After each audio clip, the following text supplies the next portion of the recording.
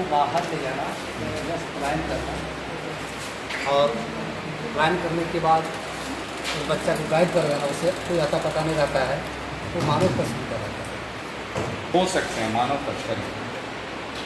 मानव तस्करी के मुख्य कारण है कि जागरूकता का अभाव, अशिक्षा और ख़ास करके उनके पेरेंट्स जो उनके आर्थिक स्थिति बहुत कमज़ोर होना, और जागरूकता के अभाव में उन गार्जियनों को या उन अभिभावकों को कोई रिलेटिव्स या कोई करीबी आदमी उनको क्या करते हैं, प्रलोभन देते हैं उन बच्चों को। और वो भी बच्चे जो हैं कि ज़्यादातर किशोर अवस्था के बच्चे रहते हैं, या फिर तो मैट्रिक पास किए हुए रहते हैं, या फिर तो +2 के स्टूडेंट रहते हैं। उन लोगों को क्या मोटिवेट किया जाता है कि आपको वहाँ पर शहरों में बहुत अच्छी मतलब नौकरी दे दिया जाएगा, उनकी आर्थिक स्थिति अच्छी कर दी जाएगी, ये उन लोग को प्रलोभन दिया जाता है। और उस प्रलोभन में वो लोग फंस जाते हैं, चाहे गर्ल्स हो चाहे बॉयज़ हो, वो जाते हैं और उनके साथ वहाँ पर एक मतलब अनैतिक कार्यों में गर्ल्स को लगा दिया जाता है। और बच्चे जो होते हैं जो उनको क्या कहते हैं, उनके बहुत सारे अंगों को ऑपरेशन करके बेच दिया जाता है, या फिर तो उनको गुलामी करके विभिन्न कामों में लगा दिया जाता है। उन सेक्टर से या उन घर का परिवेशों से बाहर नहीं निकलने दिया जाता है, जिसके कारण वो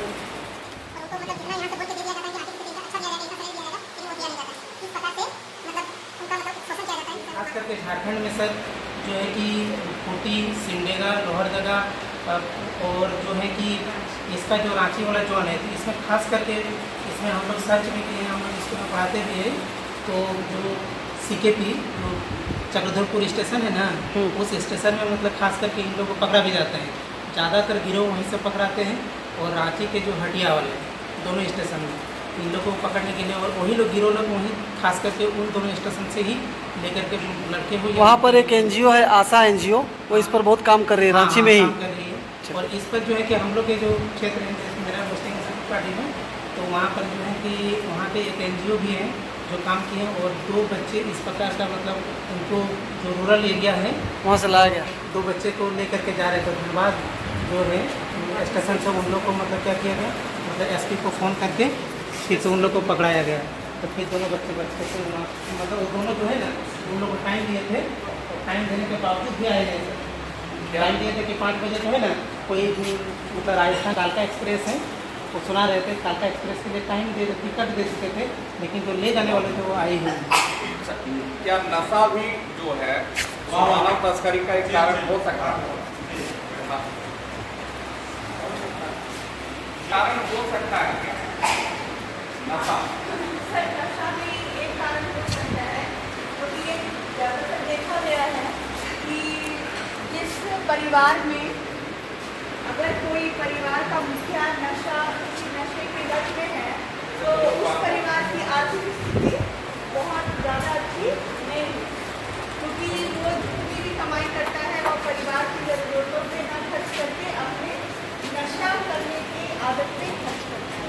इस कारण से उसकी आर्थिक स्थिति जो है घर की खराब हो जाती है, और कहीं न कहीं ये आर्थिक स्थिति भी कहीं न कहीं मानव तस्करी के लिए जिम्मेदार होती है।